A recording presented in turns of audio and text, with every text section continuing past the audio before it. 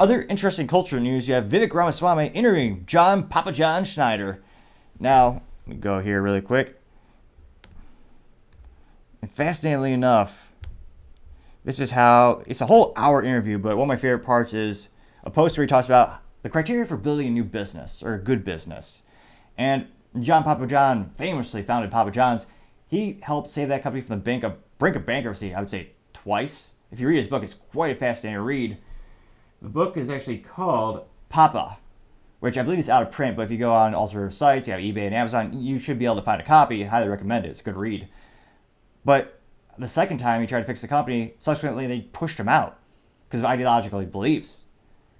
And a lot of people said he was framed during an HR meeting. They're asking, procedures and what they're going to do.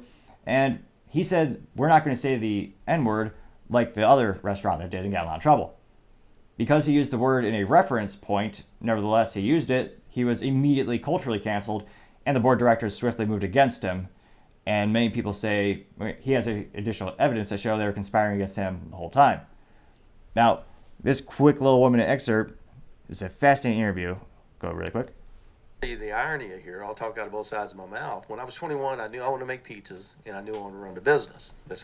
Here I am, 61. I don't know, I'm not exactly sure what I'm going to do next. I have 4 criteria. Okay. What are they? I'm actually interested in this. It's got to be authentic. Yeah. It's got to be truthful. It's got to be real.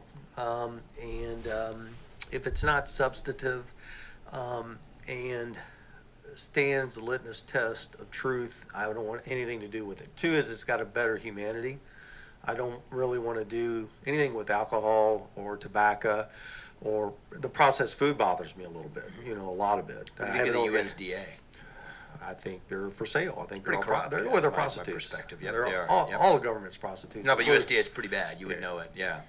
So better is humanity, authentic. Authentic. 3 is it's got to be scalable. Okay. You're not running for the president of the Moose Club. You want to be president of the United States. You want to be big. Life is short. We have an impact. I love that. And 4th is you don't want to have to feed it. And the reason I say that is not because profit. I think profit's a very good word. It's not that profit's the main thing, but when I get involved with something, I always make it better. Mm-hmm. Well, if I'm making profits, I don't have the resources to make it better. Because if I'm doing something, I don't care if it's making whatever it's making. I'm going to do that plus twofold. Don't have to feed it means it generates profit. It generates cash flow. Yep, absolutely. Pretty good points, or pretty good things to look for when you're starting a business. Now, the whole hour interview is quite fascinating. Definitely recommend taking a look at it. And it's fascinating. Within the first 4 hours, it already got 166, 130,000 views. So it's quite popular. And it's fascinating to see from a cultural perspective, Vivek trying to move as well as conquer the political sphere, talking to kind of the average folks, entrepreneurs on his podcast. I think it'll help out with the polls in terms of culturally speaking. I think Papa John is a brilliant entrepreneur. It'll be interesting to see where he goes from here.